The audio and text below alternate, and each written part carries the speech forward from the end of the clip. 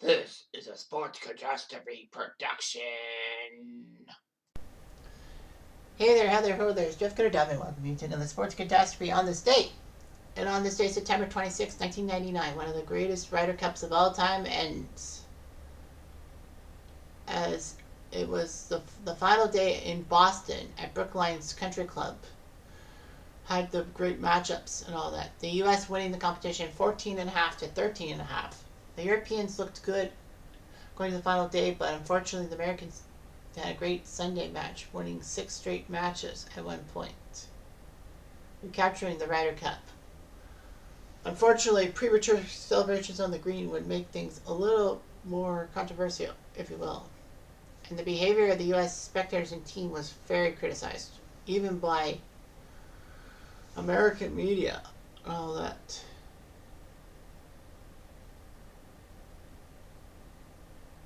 There was appalling sportsmanship and all of that. With the golf hooligan and all of that. So anyway, the Ryder Cup was this major golf competition between the U.S. and Europe. At first, it was U.S. versus Great Britain. So the greatest players from the Great Britain, as in Scotland, Wales, and England, would all compete in a match play format against great American golfers. It was very huge. Americans almost always won.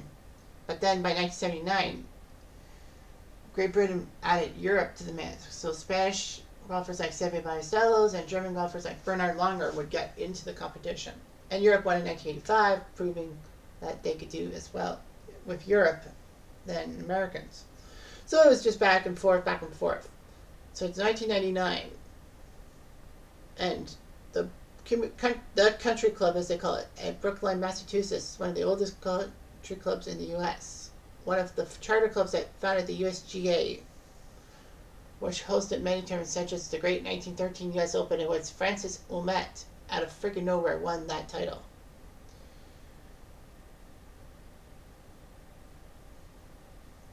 So anyway, there was a lot of movements and all that. Payne Stewart, one of the American competitors, and who would tragically die a month later in a plane crash, said that on paper they should be caddying for us. Jeff Maggard said that, let's face it, we've got the 12 best players in the world. But Colin Montgomerie said, you want someone to bite? Well, I'm not going to bite. So anyway, TV would be the big play. USA Network would cover the Friday action, as Bill McAtee and Peter Kostis would do the job. The Saturday-Sunday matches would be covered by NBC. Well, NBC easily did the Ryder Cup because they had no football, because they lost their football coverage to CBS. Dick Enberg and Johnny Miller would be in the tower on 18. Dan Hicks would call holes, and then there were some on-course reporters. Gary Cook, Mark Ruffing, Roger Melby, and John Schroeder. Jim Gray would do interviews, and it was huge and all that. BBC and Sky Sports would also broadcast for the UK. Peter Allis and Ewan Murray were the lead broadcasters, with Butch Harmon, Bernard Gallagher, Peter Oosterhuis, and Tony Jacklin covering things from a commentary press. So the format was this. On Friday, there'd be four ball matches in the morning section and 4 foursome or alternate shots in the afternoon. The difference between alternate shot and better ball was that everyone in better ball shot, and then it would be whoever was closest to the pin. No, they would choose which ball they want to take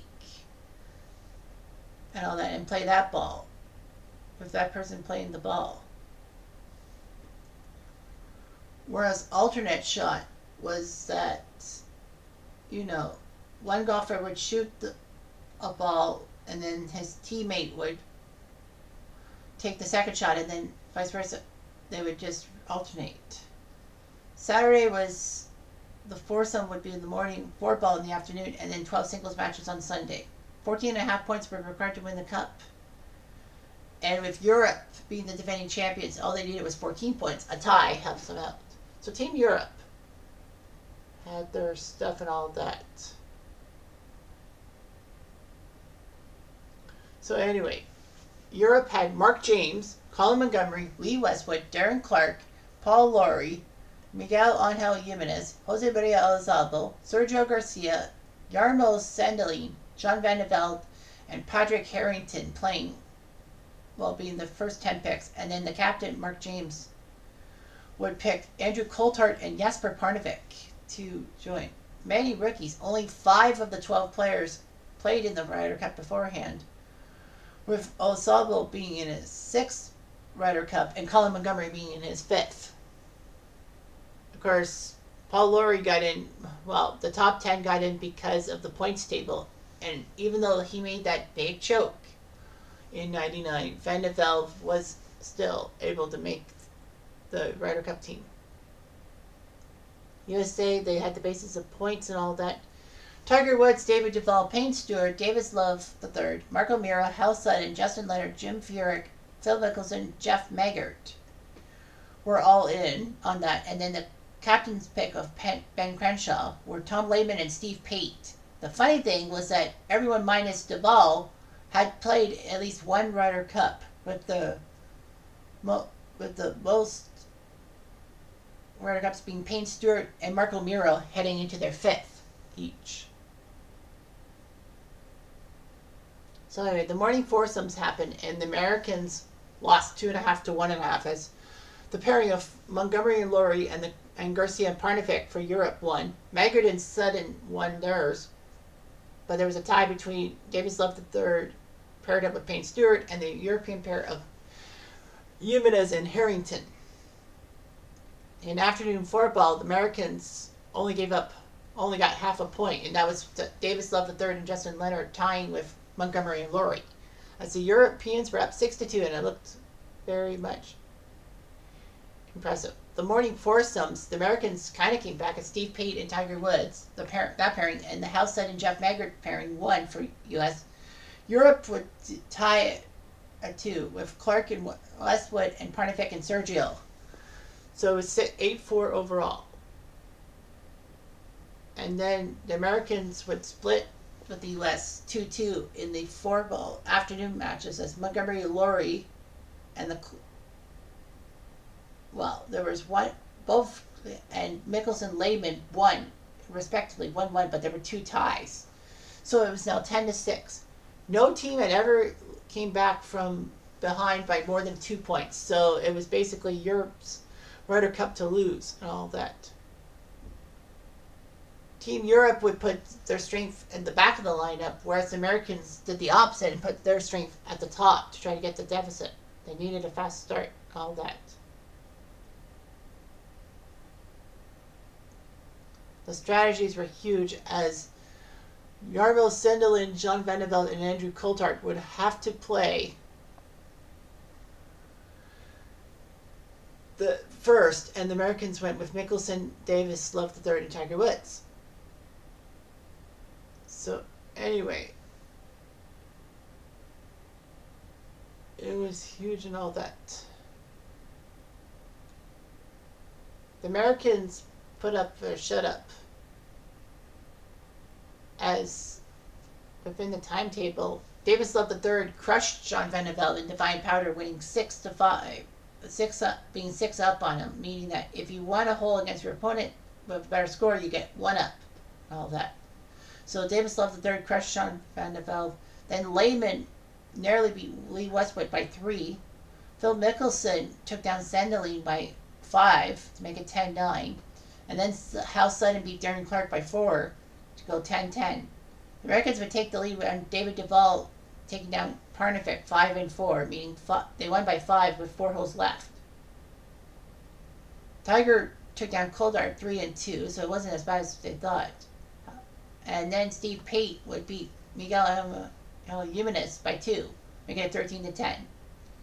Fortunately, the streak was broken by Patrick Harrington of Ireland, who just beat Marco Mira to make it 13-11. And then Paul Lawrie would score a big win over Jeff Maggart to make it 13-12 U.S.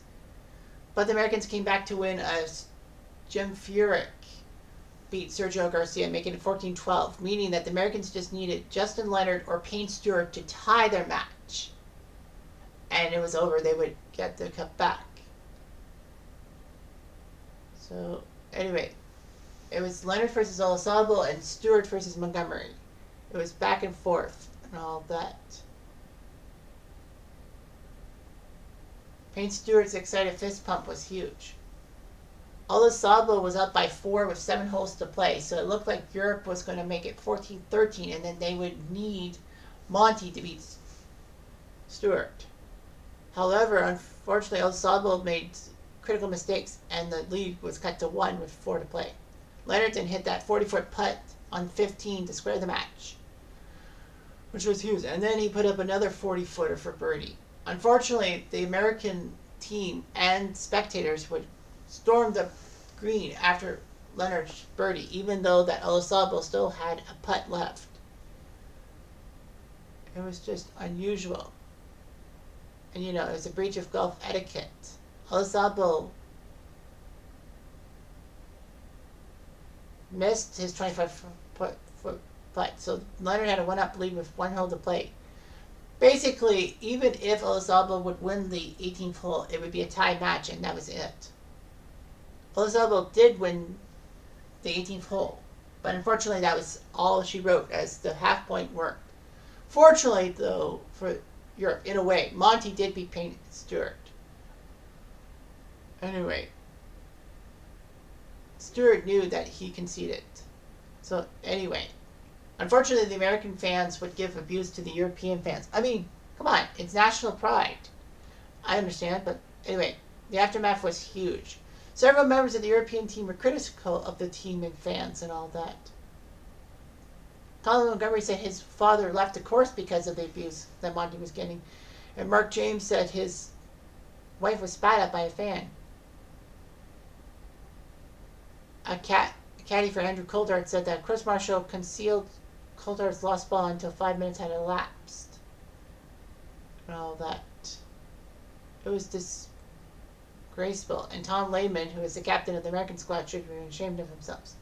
The Americans did apologize for the behavior.